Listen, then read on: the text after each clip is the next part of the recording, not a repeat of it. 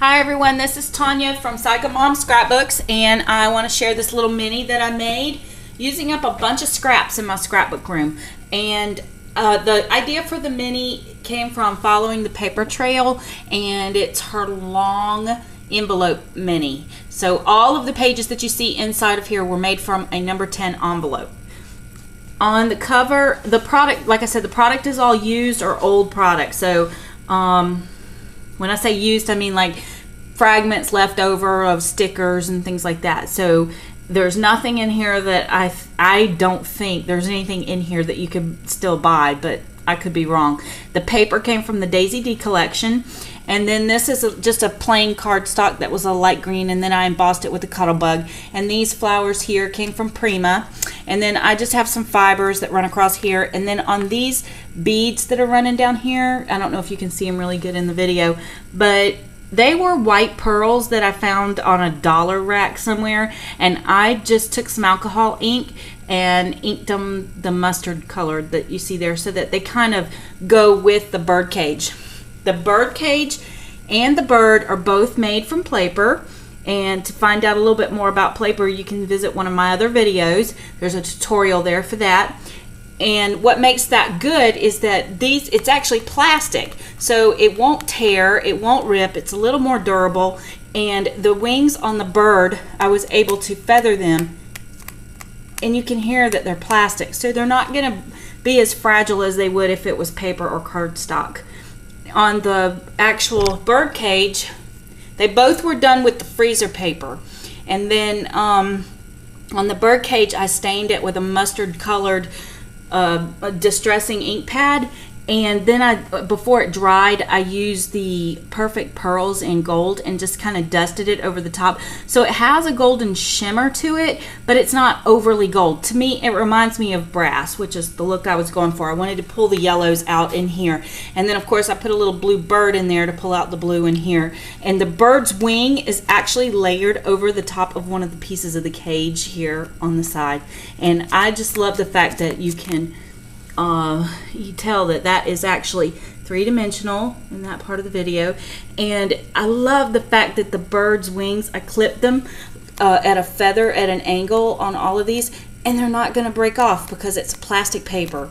So anyway, check out that tutorial on how to do that. On the inside, I have a little journal spot here, and this sticker down at the bottom says Inspire, and it has a bunch of butterflies. I thought after I saw my Easter pictures, I really decided that I'm going to fill this up with all of my nieces and nephews who are under 9 years old, hunting Easter eggs and things like that. And then I have some pictures of my 4-year-old niece at the butterfly farm. So I really thought that that would be a really nice addition to this book, and a great way to use up some vintage old product. And you know, for little girls, this vintage look really adds a little bit of femininity to it. And each one of these, now like I said, this is an envelope.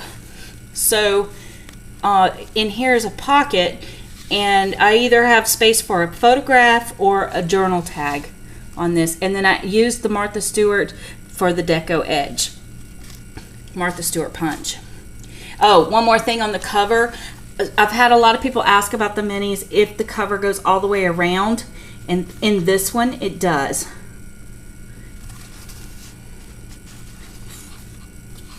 So there's that page. Then on this one, this is the side of an envelope now, and this is a flower that I used for a punch. I cut it from a punch, and then this flap opens, and there's another little hiding spot for a photograph or a journal block, and then there's enough space here for a photograph. So I didn't want to over embellish this until I add the photographs to it, because I really just want the photos to pop off of all of this paper, and the paper's beautiful, so leaving it the way it is fine.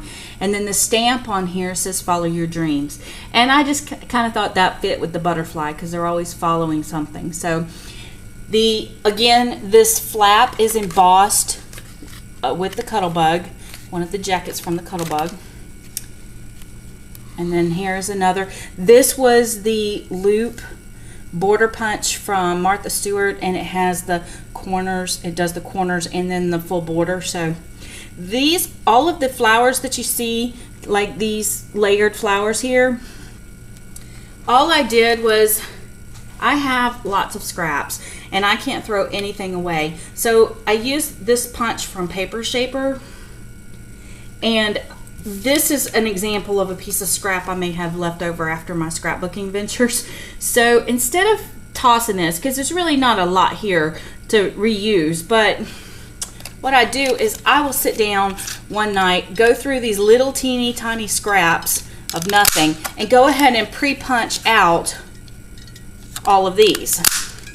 Then I layer them, and you can use multiple colors, but then I layer them and glue them down so that they're a little bit thicker daisy. And then I keep these in an envelope organizer, actually it's a coupon book organizer actually.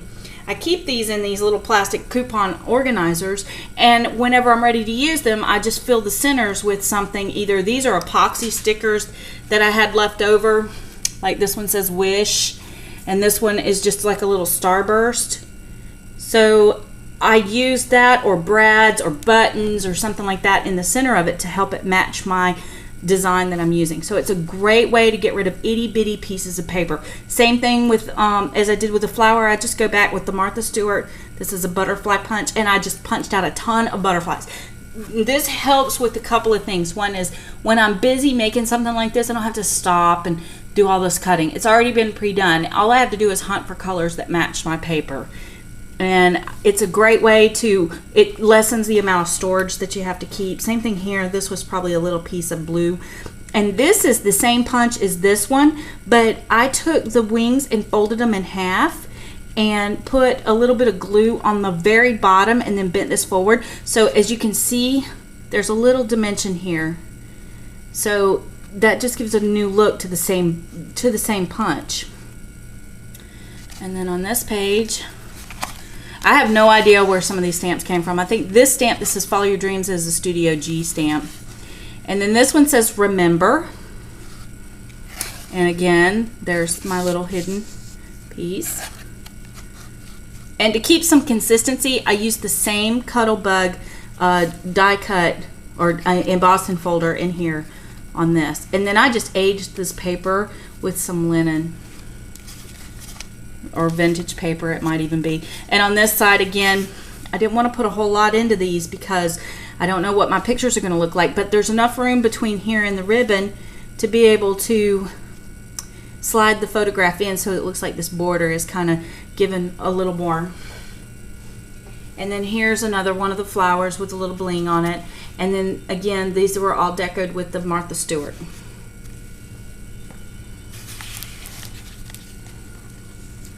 This is a Teresa Collins notebook paper stamp, and I just punched out holes with a hole punch and added these ribbons to it just to give it a little bit more of that vintage feel to it. And then these were just paper clips that, again, I just took those same little flowers and put them on there. And then the cool thing about this page is there's a butterfly right here. Again, I got this idea from following the paper trail. There's a butterfly that's right here, so it's kind of a pop out on the page whenever it is closed up and the page gets opened. And then here is another hidden journal. Same thing here. As you can tell, this is a very simple book, great gift for someone. I may even give this to my mother-in-law for Mother's Day with all her grandchildren in it, or one similar to it. Again, this is another little embroidered leftover piece. It happened to match the color palette, so I pulled it and did it. On this side, I thought, well, I'm getting tired of all these big pictures, so what about adding some smaller ones, and then I can journal on the back of the tag. Same thing here.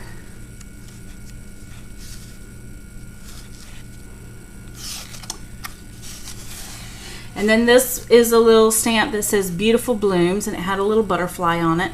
So I just decided to add 3 little blooms. And again, I have the inside has the little journal piece. And then over here, you can kind of see the fiber that's on the front. I just added it across here. And then I had one more of the Prima flowers left over, so I added it here. And that is my little mini book. Thanks for taking a look. Email me if you have any questions.